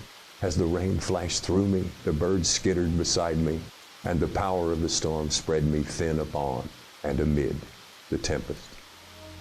Then the door would open again. You're getting all wet. Get up off that porch and get in here. Look at these rugs. Then the reverie shattered. The wind would go on without me. The storm would continue, needless of my support. I would look out the window only an observer, insulated by glass and plaster and lath. But I could remember what it was like, swimming in the puddle and flying on the wind. And all those years later, I did remember what it was like. All of a sudden, going out in the storm that day seemed just like the thing to do. At least, that's how it seems to me. I'm David R. Lewis. Thanks for dropping by for this Heartland memory on Theater of the Mind.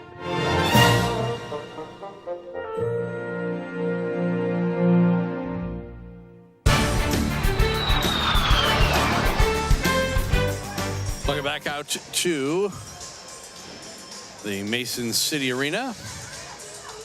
Joel Becker and Gary Scavone, Kansas City Jets hockey. Still waiting for the kids to get back on the ice. That'll happen in a couple of minutes.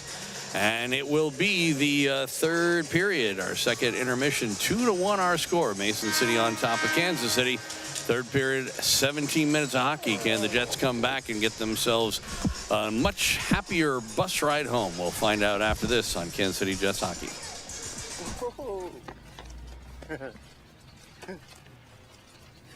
What are you doing? Playing hide and go seek. That's hide and seek? I found you in 2 seconds. Get out of there. If you want to win this game, you got to do a lot better than that. Right? Come on. Get in. Hustle. Now that's the way you play the game. When Reuben Baylor joins Marshal Marion Daniels to investigate an incident of theft and murder, Rube is plunged into a world of dark deeds and black hearts.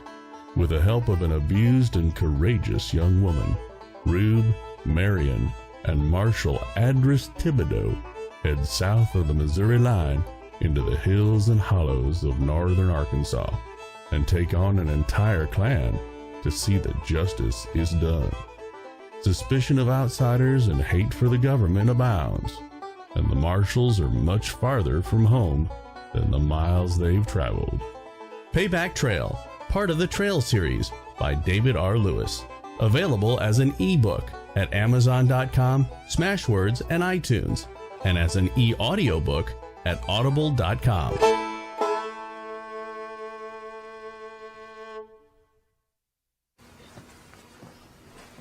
Go get that donkey. Hey, you're going the wrong way. Come on. We got slaughtered at musical chairs. We practiced this at home a million times. We are losing. I can't believe I missed Pilates for this. It's your own ride home, Missy.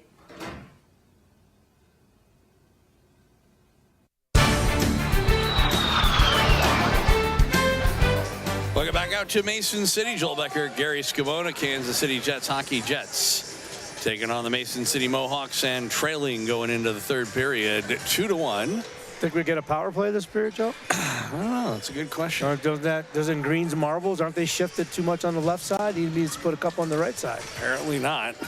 We need to talk to our new sponsor, the one who talks about, nuts. Nuts, yeah. Nuts and bolts. We got screwed. I used to be one of our cheers. Our high school used to yell out, nuts and bolts, we got screwed.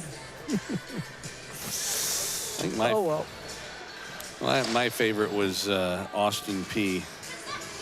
The college, Austin. You know the college, Austin P. Yeah.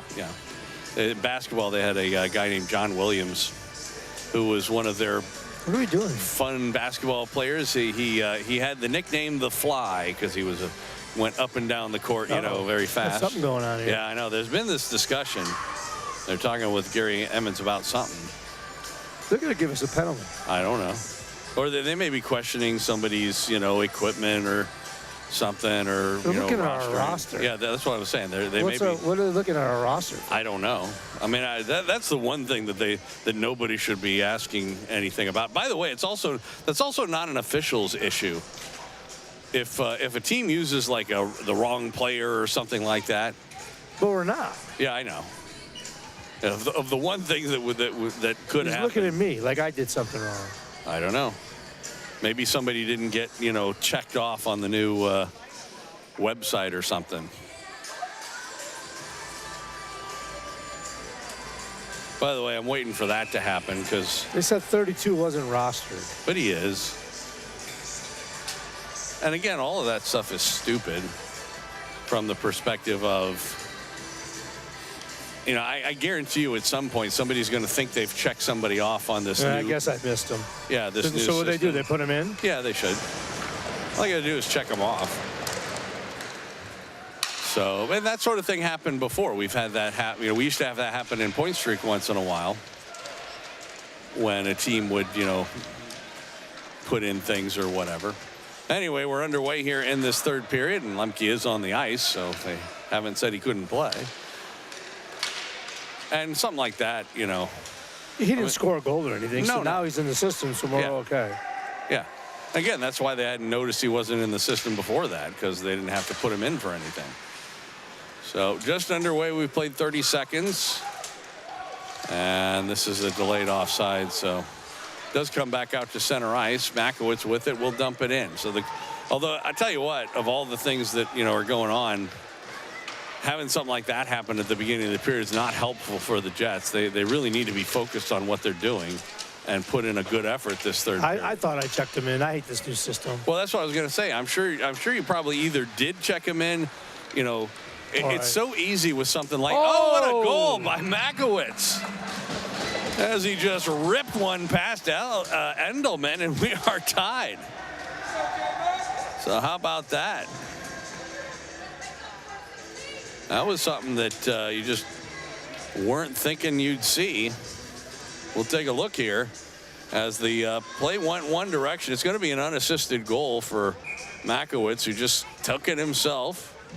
Skates up the ice, and then as he gets in, he just the little wrist shot and barely went it right through the wickets on Endelman, and just I don't think she had any idea that kind of power was going to come out of Josh Makowitz's stick.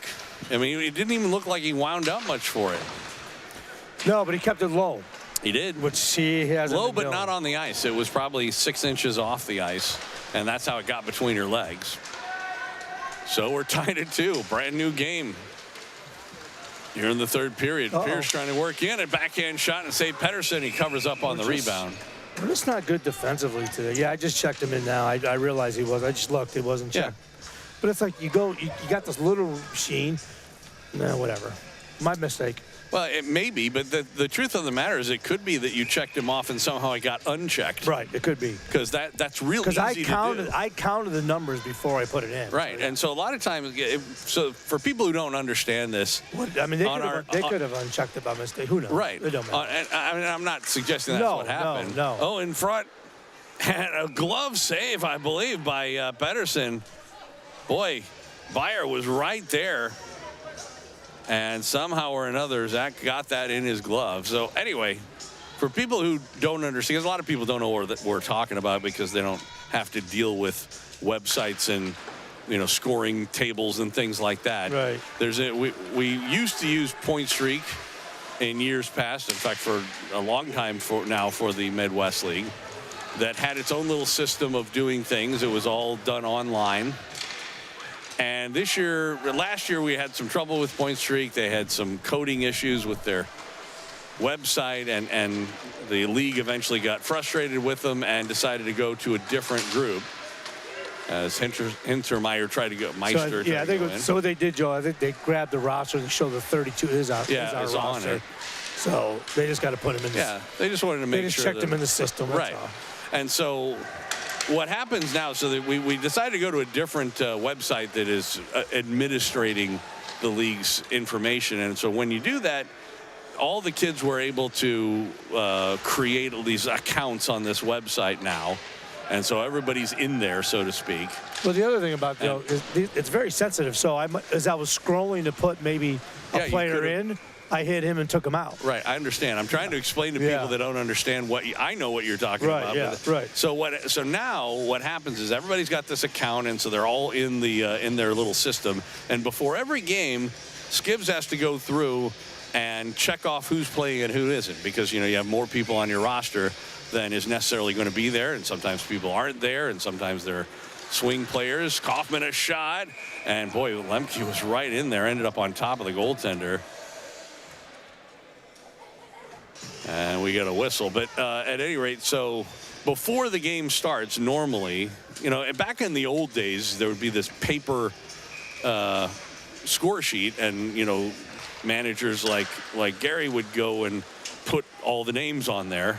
Whoever's going to play is. We got another whistle. A delay of the game penalty? It's going to be a penalty on Jets. It's a holding call. I'm not so sure. Yeah, they are calling it on Kaufman. Laying on the puck? No, he called him for holding. Unless he was saying he's holding the puck, unless he said he grabbed the puck. So, Joe, let me ask you a question. If we scored the goal there, if Lemke scored a goal, would it not count? No, well, yes and no. No, it should count just fine. As long as it's a clerical error. Right. The only way that it could not count would be as if we did have a full roster and he wasn't on it. That is to say, if we had no more extra players in other so if we had 18 skaters and two goaltenders that were already on there. Yeah, okay, got it. And then, you know, then they would actually have to disallow the goal. Okay. But in that situation, no. Yeah. So there's a power play coming up here for the Mohawks that's underway. Yeah, their third one. Oh, shorthanded. Here comes Krugel with Ibis 2-on-1, and then he overskated the puck. Now a shorthanded shot, and Edelman made the save, gave up a rebound, but no Jets were in the vicinity. Tied 2-2. So anyway, just to finish the procedure, like I said, it used to be that you'd put all the names on a score sheet. Now it's all done electronically, and there's just a little box, and you check it off for each player that is there.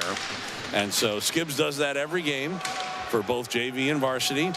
And when you go through and do that, you can either do it on like it's on a website, so you can do it on your desktop or on a laptop, or you can do it with a tablet. Or an app on your phone. Right. Well, tablet, phone, same thing, basically. And so you know, you've gotten in the habit even of doing it on the bus on the way up, you know. And so on, and that's all fine and dandy.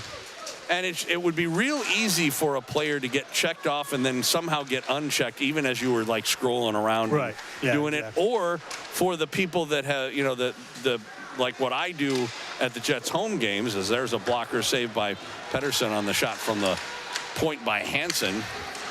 Shorthanded again, Whitrock, and Loba had to stop to wait for him to get to him, so that kind of ended that shorthanded opportunity. That's good for that story. Let's move on.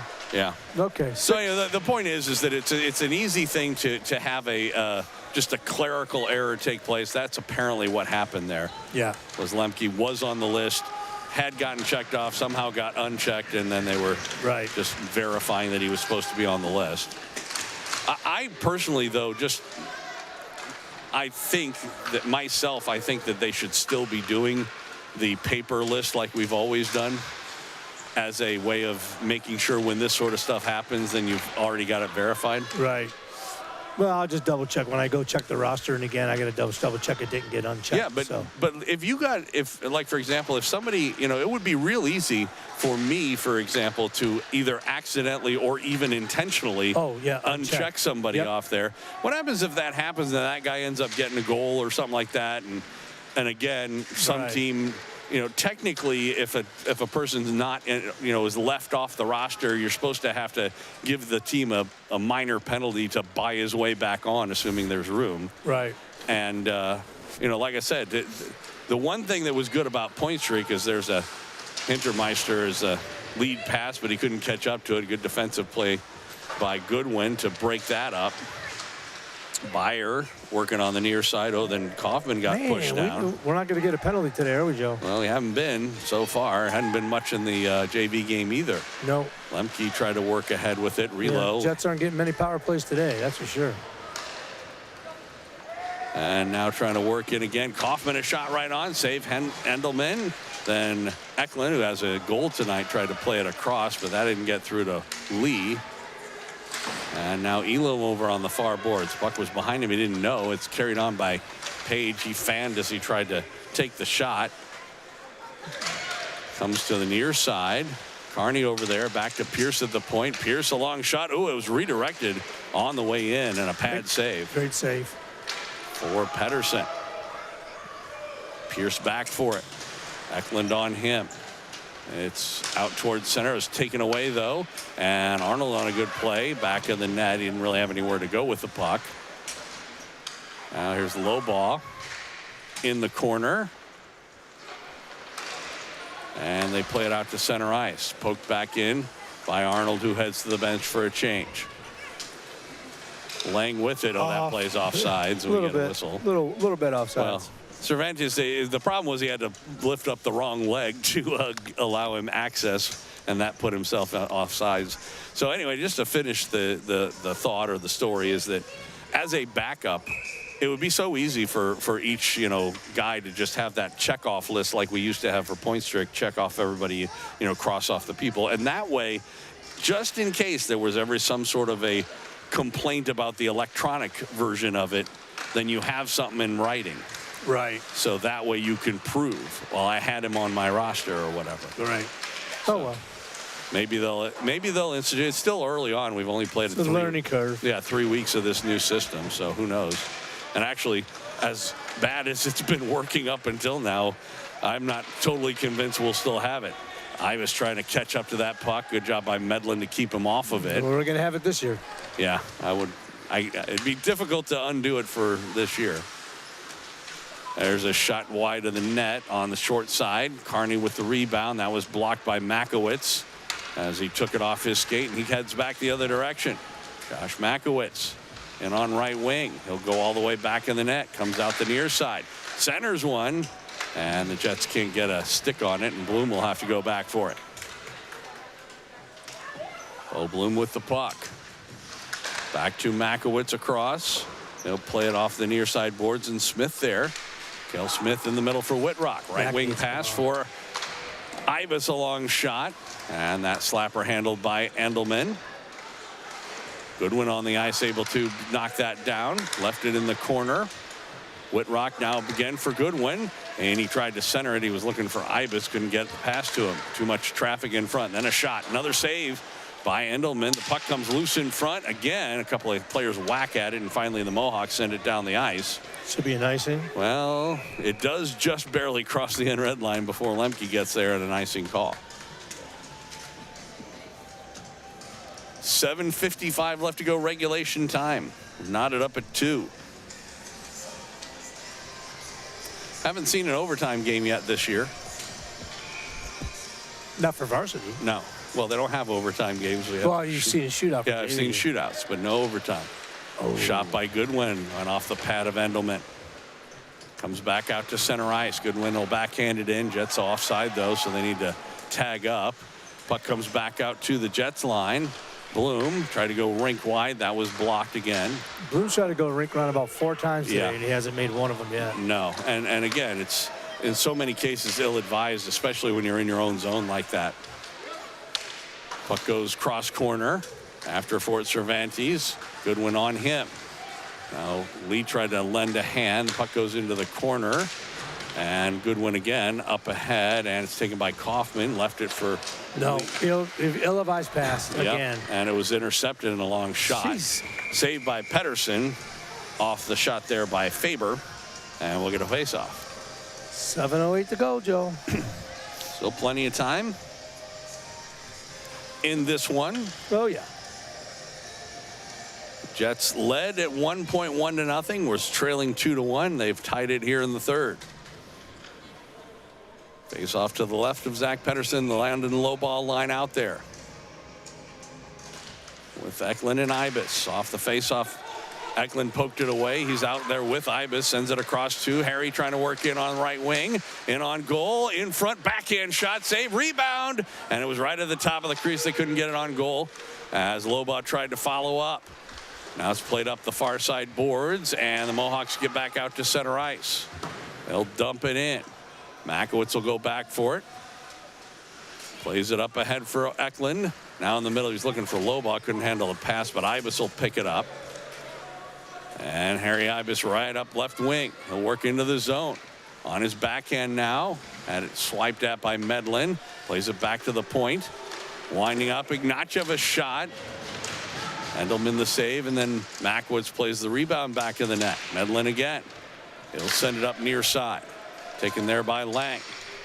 Working up the near side boards. He'll just dump it in, chip and chase. Makowitz over there as well. They go into the corner. And the puck comes loose, and now it's taken by Ibis again. 6 minutes left to go. Harry Ibis gets to the red line. Long dump in. It was high off the glass. Tired shift there. Yeah. Sent a rocket in at the end, though, didn't he? Yeah. I'd like to see it a little lower, though. That's the only thing. Never can tell. One might flip off a goalie's glove and go in. That's true, although that almost could have there. And not to mention that sometimes those shots like that, which are head high. Oh, snipe by Makowitz. Second of the game. Josh Makowitz has that hot shot today. And the Jets take the lead 3-2. Keep it a little lower every time, and it might go in. You never know. That's good. 16 unassisted, I would think, Joe. Oh, yeah, absolutely. So here's the play, as it was the Mohawks who played it. And it was actually picked up by Elam, who sent it across to Makowitz. So Elam actually deserves an assist. And just a little snipe there by Josh. Yeah. Second of his of this period for Makowitz to give the Jets a 3-2 lead. Will it be enough is the question. This varsity team has been a little less susceptible for giving up leads like this, but we'll see what they do defensively. Carney trying to work ahead. Bloom forces him to the corner. Then Page follows up. Now it's picked up by Whitrock. He'll go for a skate right up the middle. He was looking for Smith. It eluded him, but they wave off icing. Cervantes back for it in his own zone for the Mohawks. Plays it up the far side board. Nobody there. And it goes right to Goodwin. He'll send it up ahead on left wing. Pass to a little bit behind Lemke. He'll try and go back for it. He and Lang fighting for the puck, and Brody Lee works it free. Got it back to Bloom. He almost overskated. He still did. Yeah, and then he was able to check Cervantes and keep that one. That one off the goalie again. Yeah. Drop somebody in the bench. So we'll get another face-off in the neutral zone with 4:27 left to go.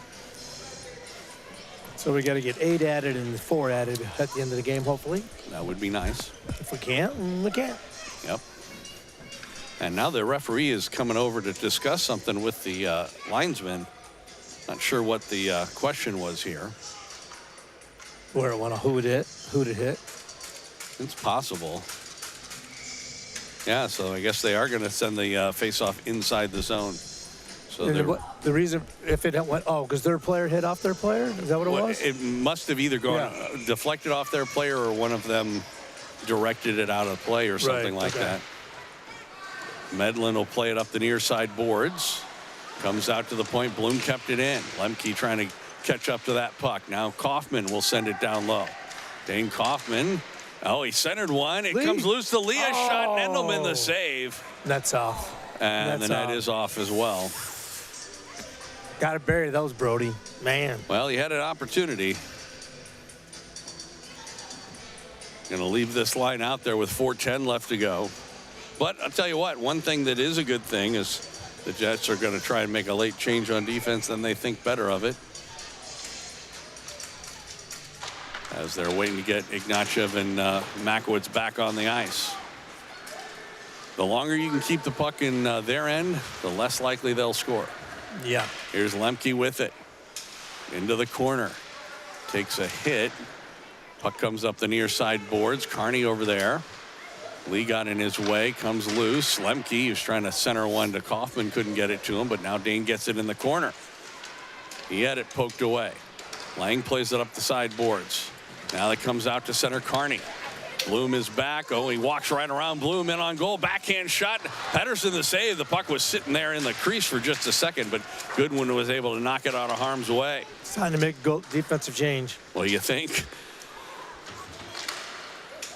Lee able to get it out to center ice, and they will make their changes as Lee dumps it in, and get a wholesale change. All 5 of them go off. Low ball line comes out. And we've also got Makowitz and Ignatiev in there, and this one goes out of play, I should say. And we'll get a neutral ice, center ice face-off with 3:08 left to go. We'll start keeping an eye over on the far goal for Jocelyn Endelman to come off. Yeah, a little early. Yeah, it's not going to happen quite yet, but we'll keep an eye. You never know how long these plays are going to go. Right. Another minute and a half, that's probably around when we'll see it. Eklund couldn't accept that pass, but it is carried into the zone. Ibis a shot, and he missed everything. There's a penalty coming up. Mason City. Yeah, finally it's going to be a Mason City penalty, a slashing call. And I tell you what, couldn't happen at a worse time for the Mohawks because there's only 2:54. We killed the 2 minutes without even getting a goal. That's a break for us. Right. So it's going to be Page who picks up the slashing minor. I know. Can you believe it? So as long as the Jets don't give up any big shorthanded opportunities, this is a golden opportunity for us. Yeah. I like to see us get the goal to win it. PP2's out there. Again. That would be nice. Here's Makowitz right trying to walk in front. Oh, he went in. scores! Oh my God. A hat trick for Josh Makowitz. 16 from who? 8? It's well, I mean, it was right off the face-off, so they're saying 16 alone, but it can't. Unless the Mason City touched it. So let's see if we can see this. Yeah, I mean, it didn't get hardly anything on it. When we have a chance to see the replay, we will.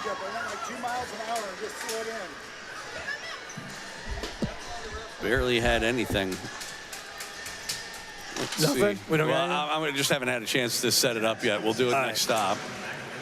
But a power play goal makes it 4-2. Yeah, they're saying Macklett's unassisted. So how about they could be right. I don't know. I won't know till I see it. Right. Talk about single-handedly putting a team on your back. And yeah. So let's take a look here. So this is the face-off, the original face-off. Loba would take it. So if anybody gets an assist, it's going to be Landon.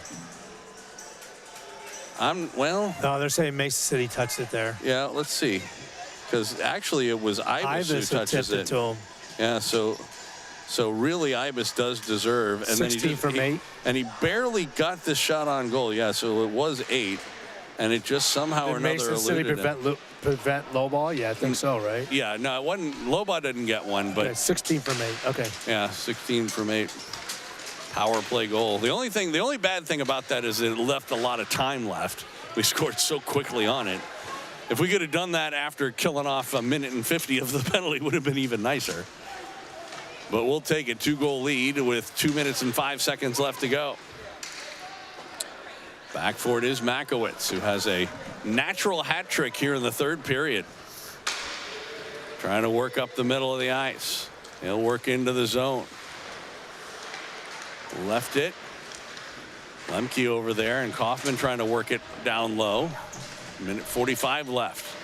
Obviously, Endelman's still in. I keep wanting to look up there at the clock, and there's one on my left. Right in front of your face. Yeah. Basically, when I'm looking at it this way, we're looking at the Jet zone. Now trying to work in his Medlin. He centers one. Loose puck in a shot. A save by Pedersen. The net is empty as Endelman comes off. Hahn on the ice will stop the puck. So sixth attacker for the Mohawks with 1:20 left to go. They'll go into the corner. Pierce with it there. In the middle, Hahn sent it down low. That was broken up, and Bloom was able to clear it. Smith after for the loose puck. Interesting to see Kale on the ice here. Oh, and then this is going to be offsides. It's a delayed call. Whitrock doesn't realize it, and so we're going to get an offside. Whitrock could have got a trip there too. And I tell you what, if they decide to make this intentional, because he pointed back at first, and I think they are going to. That is just pathetic. Again, to not call that in any of the other situations. It's exactly the same situation we've seen today 3 times, and they didn't call it any of the other times. That's what Gary's saying. How's it intentional? Yeah. I mean, clearly he had no idea that it was. And it looks like the Mohawks are going to call timeout here.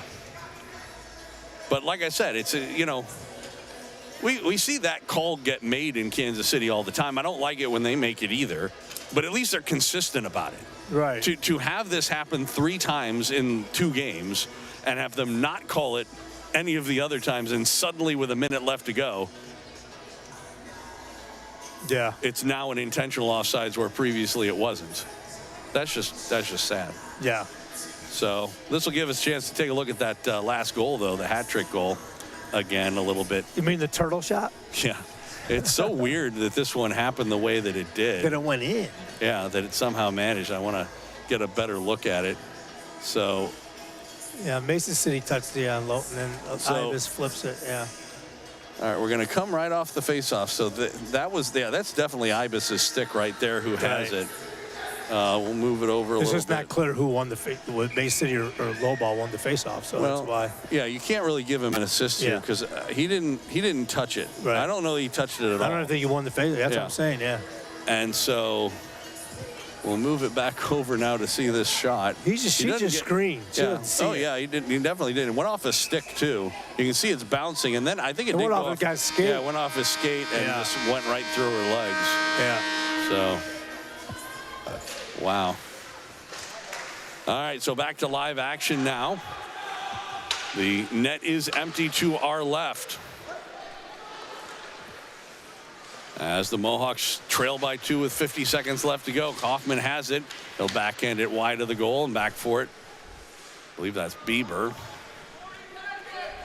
40 seconds left to go.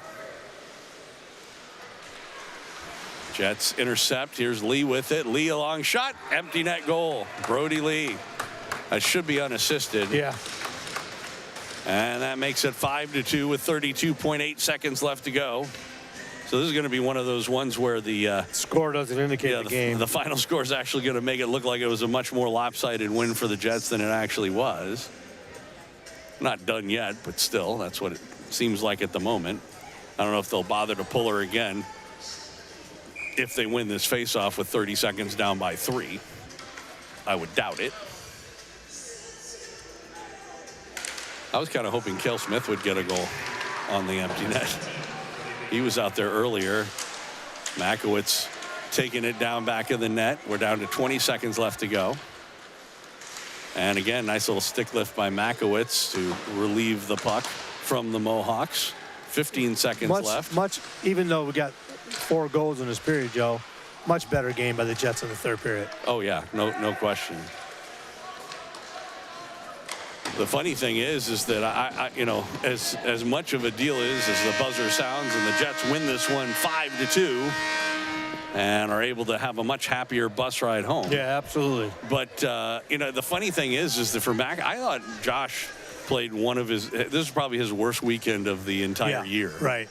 Not that he played horribly or anything like that. It's just he was. I thought he was tired yesterday, probably from playing football the day before, and not a whole lot better today, and he ends up with a hat trick, a natural hat trick in this. Well, our expectations for Josh are high. Oh, so, absolutely, yeah. Like I said, it wasn't a complaint as much as it was as well as he has played. He didn't end up playing as well. Of the games that he's played for them, they didn't really take as much advantage of him. So 5-2 becomes the final. So let's see. This would be the game winner here, I do believe. Well, let's see. This would be the. It would be the game that would be the third goal. So we had 1, 2. Yeah, I believe it's this one. So this is Makowitz's goal in this period that ends up becoming the game winner, as Elam sent it across to him. And he comes up right wing and eventually ends up just with the old wicked wrister from the sharp angle and scores the goal to give the Jets what would become, at the time, their 3-2 lead that they would eventually extend out for a 5-2 victory. So good job for Kansas City to salvage 4 points after being unable to get the first 4 that they had. That is, say, yesterday, losing a pair of games to this Mohawk team. They come back in this one. And going into the third period, trailing 2-1, they get 3 goals in a row from Josh Makowitz, a natural hat trick, including the game winner. They had an empty net goal from Brody Lee at the end to make it a 5-2 victory.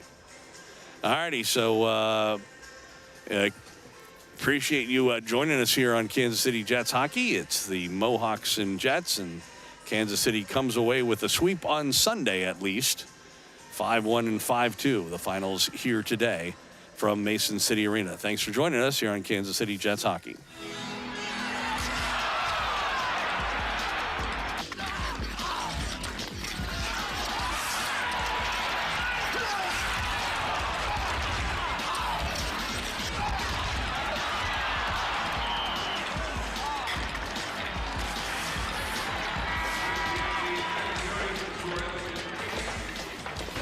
You're passing. You gotta support the puck. Do I have to tell you this? And we're getting killed on the board. This is your territory, Grimson. Do your job. Grimson.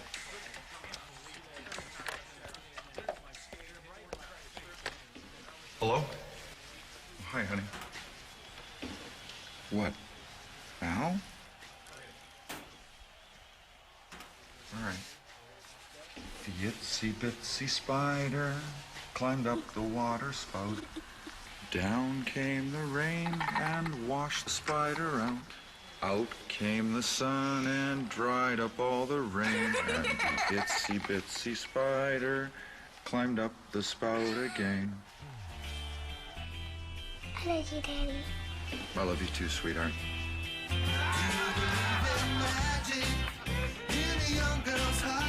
Hey, it's my girl. You know, my daughter. Love. Pass it on.